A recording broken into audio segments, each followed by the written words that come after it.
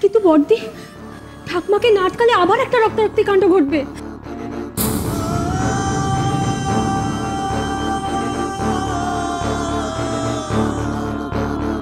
মায়ের প্রাণে আর কত সইবে গা?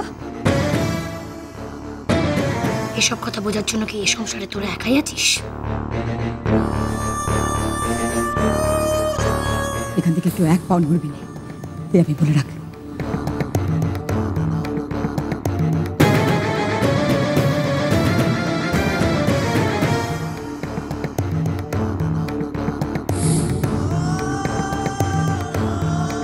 কোনো এখানে দাঁড়িয়ে আছিস হতভাগী? যা, ওকে আটকা, ওকে পেরা, ওকে যেতে দিস নে বউ। ও কি বলে গেল শুনেছিস? নাকি কানের মাথা খেয়ে বসে আছিস? চুপ করে থাকিস নে বউ, চুপ করে থাকিস নে। ও যে আরে ভিটে মুখো হবে না বলে গেল, ও যে একেবারে চিরতরের জন্য চলে যাচ্ছে। কিছু একটা করব, ও যে তোর স্বামী।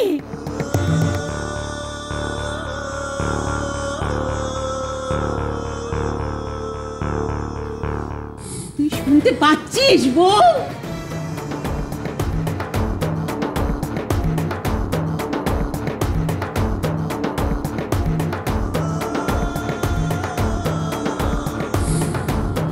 মা,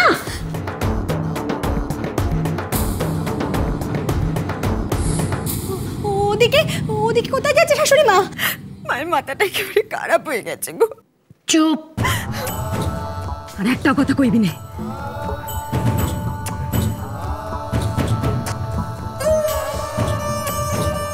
বৌমা, তুমি ওদিকে কোথায় যাচ্ছ বৌমা? আমার কথাটা শোনো একবার। এদিকে যে সর্বনাশ হয়ে গেল বৌমা।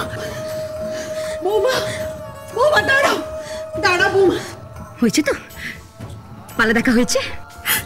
কিন্তু বড়দীপ বলি সারাদিন রঙ্গ তামাশা দেখলে কি ঘর গেরস্তারি চলবে? সেই তো এসের পরে আছে, তো সৃষ্টির কাজ বাকি আছে। সবাইকে নিজের কাজে যাবি নাকি সারা বেলা এই রঙ্গ তামাশা দেখে কাটিয়ে দিবি? যা।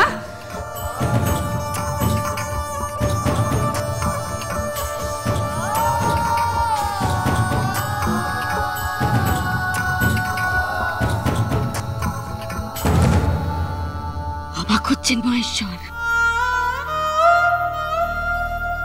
ভাবছেন এতদিন ধরে যে শুধু এই স্বামীর পুজোর চোখাচ্ছন্ত করে এলো,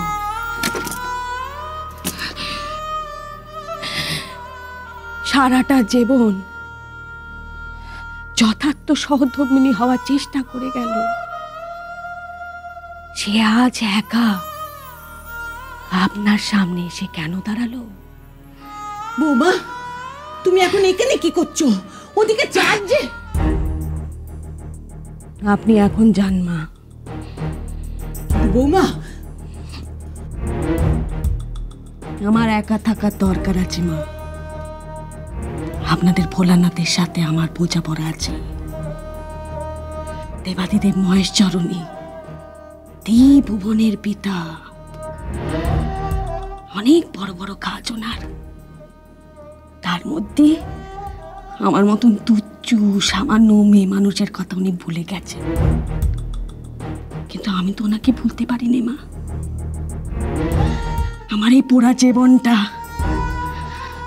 আমার নিজের হাতে গড়া এই সংসার, আমার পরিবার, আমার স্বামী, আমার অদৃষ্ট সব যে ওনার সঙ্গে জড়িয়ে মরিয়ে রয়েছে। তাই আজ ওনাকে মনে করিয়ে দিতে এসেছি আমিও আছি। আমাকে জানতে হবে আমার স্বামী যেমন তার সমস্ত দায় ঘাট থেকে নামিয়ে দিয়ে চলে গেছেন, তিলকনাথ কি তেমনটাই করবেন? তুমি কি তার কাছে কৈফিয়ত চাইছো? আপনি এখন যান মা।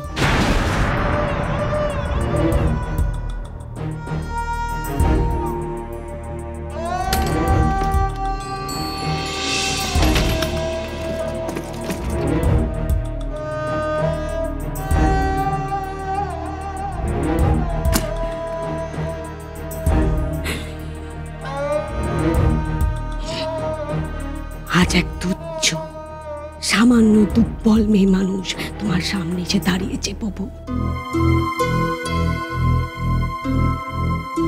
আমি মন্তর জানি নে, শাস্ত্র বুঝিনি। তোমার এই বিশাল সৃষ্টিতে আমি এক তুচ্ছ জীব। সবার সেরা ভক্ত হওয়ার দম্ভ নেই আমার। সকলের সেরা বণিক হওয়ার গৌরব নেই। কেউ আমার নামে জয় জয়কার করে না। আমি এক আস্থা করে পড়ে থাকা হাপচ্চনার মতন। তাই খুব সহজে আমাকে অগ্রাহ্য করে মুখ ফেরে নিয়ে চলে যাওয়া যায়। সেই আমি আজ তোমার মুখোমুখি এসে দাঁড়িয়েছি ঠাকুর।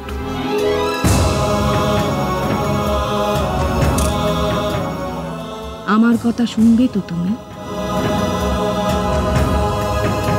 শুনবে তো আমার কথা? শুনবে তো?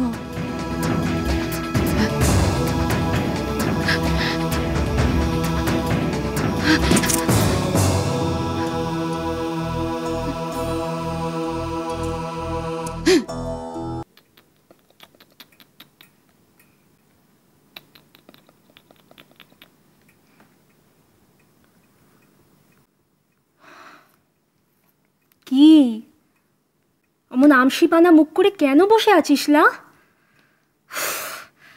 দেখলে একেবারে পিত্তি জ্বলে যায়।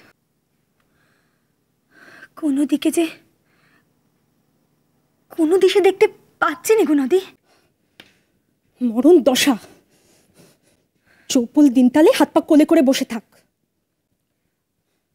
ঠিকই বলে বর্তি, সকাল থেকে শুধু রঙ্গতামাশা রঙ্গতামাশা, আর তাই তোরা বসে বসে দেখে যা। আর ঘর গেরস্তানে সব উচ্ছন্নে যাক।